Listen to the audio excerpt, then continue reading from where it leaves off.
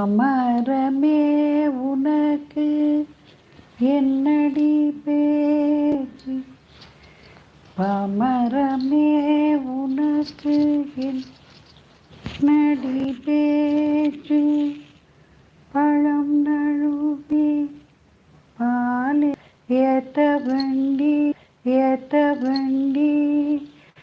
நாலு பேர். வாங்க சங்கீதா, குட் மார்னிங். வெள்ளிக்கிழமை கோயிலுக்கு போனீங்களா?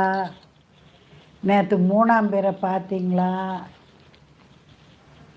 மழை மேகம்தான் அடைஞ்சு இருந்தது.